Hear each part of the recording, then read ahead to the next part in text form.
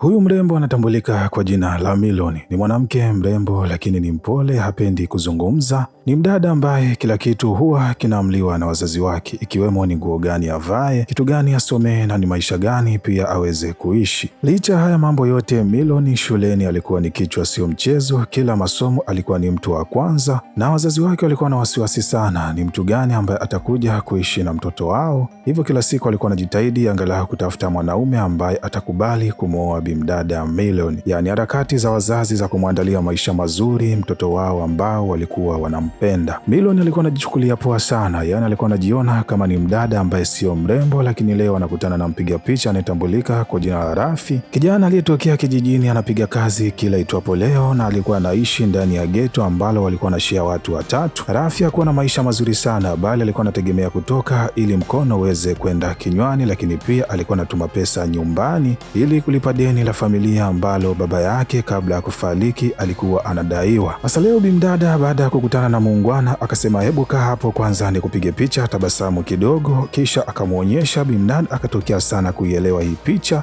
kipindi ambacho mwamba alikuwa anaendelea kusafisha picha zingine ili aweze kumpatia bimdada. Anakuja kuinuka, bimdada alishatoweka. Anarudi mitaani, anaelezwa ya kwamba bwana, bibi yako kwa sasa amekataa kuendelea kumeza dawa kwa sababu mpaka hivi leo umekataa kutafuta mwanamke wa kufunga naye ndoa. Wakati wa jioni, Rafi baada ya kutafakari akaamua kuandika barua. Ndani yake akaweka picha ya bimdada Milon, lakini yeye kwa kuwa alikuwa hafahamu jina, kwa mbali akasikia songi zuri kutoka katika filamu pendwa ya Nuria. Muungwana akaamua kuandika na kusema ya kwamba huyu ndiyo mke wangu mtarajiwa ambaye anatambulika kwa jina la Nuria. Halo, huyu jamaa anapenda sana filamu za Kihindi kama Mr. Kani. Bibi akaipata barua, muungwana akaendelea na maisha yake. Moja kati ya mchizi wake leo, kipindi ambacho alikuwa anapiga stori mbili tatu, bwana, baada ya kuweza kumwelezea situation nzima, mwamba akaanza kumponda. Anamweleza kama mimi ningekuwa bibi yako ningekataa moja kwa moja. Kwanza angalia, binti mwenyewe ni mrembo na wewe ngozi yako inaanza kuwa nyeusi, unapigwa jua kila itwapo leo, lakini pia hata huyu binti anaonekana kuwa ni wakishua. Maneno aliyokuwa anaongea muungwana kama vile bibi alikuwa anayasikia, kwani leo anapatiwa taarifa ya kwamba bibi anahitaji kuja mjini kuja kumwona Nuria. Halo,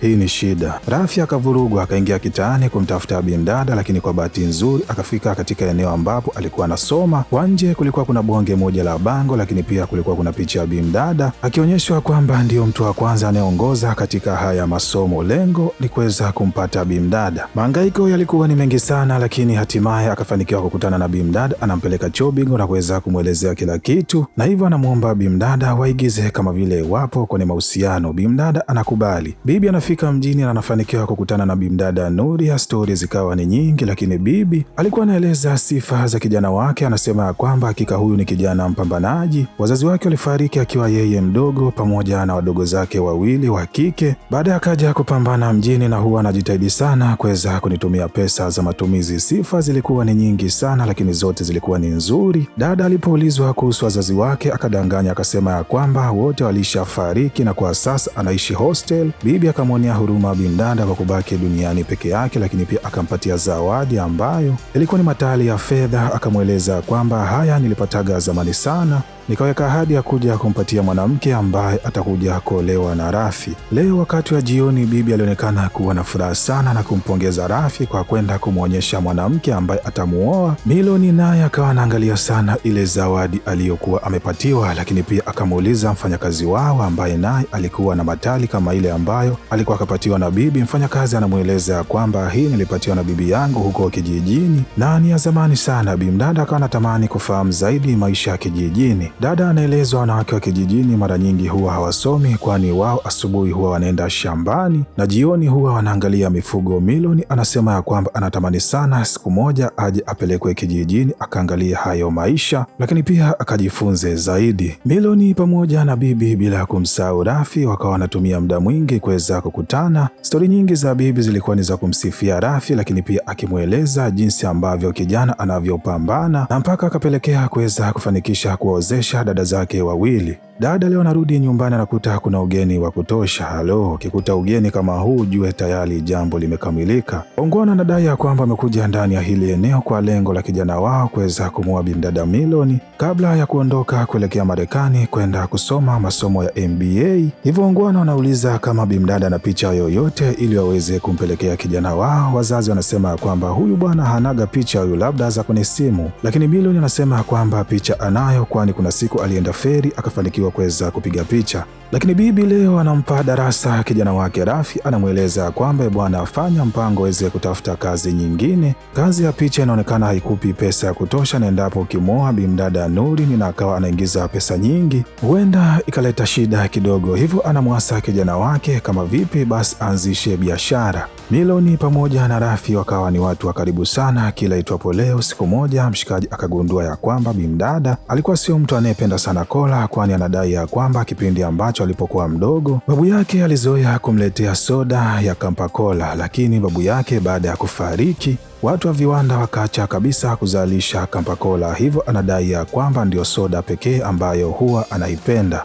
Rafi naye akamweleza bimdada kwamba baba yake kipindi ambacho alipokuwepo watoto wadogo alizoea kuwapeleka mgahawani kula kufi, hivyo anaeleza ya kwamba kila mwishoni mwa mwezi huwa anaenda kula kufi kwa lengo la kumwenzi baba yake. Mitoko ikawa ni mingi sana baina ya watu hawa wawili, na wazee wa Cuba tunaelewa ya kwamba tayari huenda watu hawa mioyo yao ikawa tayari imeshakubaliana. Halo, muungwana leo akaamua kuweza kumchukua bimdada mpaka katika vibanda umiza, wanaenda kumsikiliza Mr. Khan akilikapo movie kali kabisa ya Kihindi. Lakini kama unavyoelewa bwana, Uswahilini vibanda vyake huwa ni noma sana. Ghafla bimdada mguuni mwake akapita panya, akashtuka. Rafi anamweleza bimdada huyo ni panya amepita kuendelea na mishe zake. Leo akiwa kitaani, bimdada anaambiwa na bibi kula ice cream kwani huwa ni nzuri. Dada anamucha, lakini baba anaamua kumpeleka hospitalini kwani hali kimtindo ilikuwa ni mbaya. Daktari anaelezwa ya kwamba binti huyu tumbo limemsumbua hizi siku 2-3 kwa sababu amekula chakula cha mitaani. Daktari baada ya kusikia hivi akaamua kumwandikia dawa bimdada na kumweleza kwamba basi asile chakula cha mitaani kwani huenda kikamletea shida. Hizi changamoto hazikumzuia Miloni kuendelea kukutana na Rafi, kwani hii ndio ikawa ni kawaida yake, na kwa sasa hakika alikuwa na enjoy kila moment ambao alikuwa anakutana na muungwana. Leo alikuwa kwa bichi wanapiga picha na bibi anamweleza muungwana, hebu msogelee, weka mkono wako begani,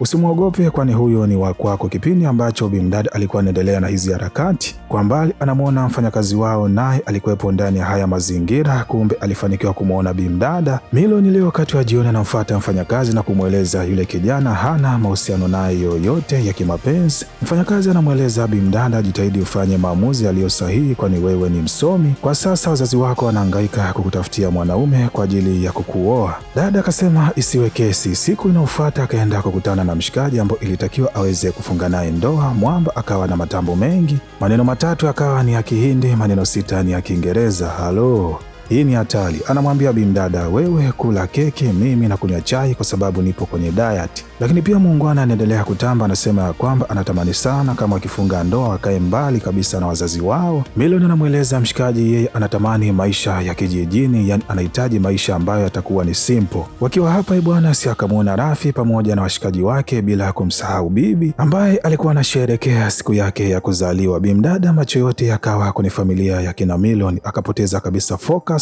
na huyu muungwana, lakini pia akaamua kujichenga. Anafika mahomu, anawapatia taarifa wazazi wake hahitaji kuolewa na yule jamaa. Wazazi wanapagawa, wanajiuliza binti yao leo amepatwa na jambo gani kumkataa msomi kama yule, tena anaenda kusoma Marekani. Leo lecture ambaye huwa anamfundisha bimdada pamoja na wanafunzi wenzake akawa akamsimamisha kwa lengo la kumpatia lifti, lakini pia aende akampigie mistari. Lakini dada akawa anamchomolea mwalimu wake. Kipindi ambacho tukio hili lilikuwa natokea, bwana mtaalamu wetu Rafi alikuwa anashuhudia kwenye gari, akawa anamweleza bimdada yule, kama ni mwalimu wako inakuwaje anakushika mkono? Hakika mimi nimeumia sana. Miloni alivyokaa kimya, Rafi akaendelea kujilaumu, anasema simlaumu kwani mimi na wewe huwa tunakutana mara nyingi na wala sina maajabu yoyote ambayo nilishawahi kuyafanya. Sasa Miloni baada ya kusikia hivi akamshika mkono mshikaji. Halo, Muungwana alivyokuwa anajisikia utadhani anamiliki bonge moja la jumba Oyster Bay. Akamchukua bimdada mpaka magetoni. Uzuri wa mshikaji alikuwa hana tabia mbovu. Lengo la kumleta bimdada magetoni ni ili waweze kupata chakula. Kipindi ambacho alienda kuchukua mahitaji, dada akapekua, akafanikiwa kukutana na picha zake zilikuwa zipo kibao. Kumbe mshikaji bwana, yeye furaha yake huwa ni kuangalia sura ya bimdada Miloni. Akatambua hakika mshikaji alikuwa kazama penzini. Shida muungwana, utimbulo ulikuwa unamsumbua.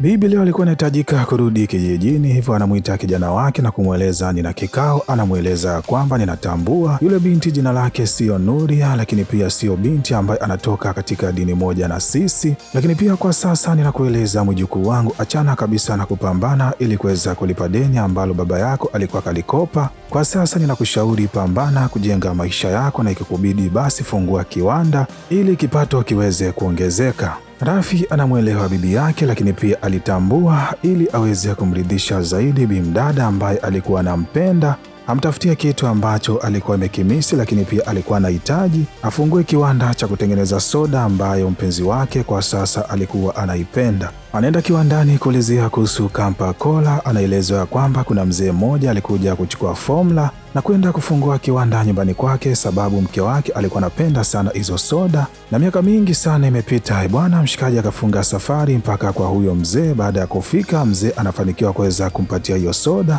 Anafunga safari kuelekea mpaka kwa bimdada Miloni. Leo pia wanaelekea ndani ya jumba la sinema. Unasikiliza recap za Mr. Kani, kwani mwamba alikuwa anamfagilia sana mshikaji. Bimdada leo akaonekana kuto kuenjoy kabisa hii filamu pamoja na mazingira. Anatoka upande wa nje, lakini mwamba naye akamfuata kwa nyuma. Anamuuliza bimdada kulikoni. Miloni anasema amechoka mazingira baada ya kumuuliza mshikaji mbona yeye ameacha filamu katikati. Rafi anasema anafahamu hiyo filamu inaishaje, kwani hiyo filamu baada ya wazazi wa binti kugundua binti yao walikuwa na mahusiano ya kimapenzi pamoja na kijana maskini, wazazi waliyakataa hayo mahusiano. Mwamba anasema ninaona kama mazingira yalikuwa yanafanana vile.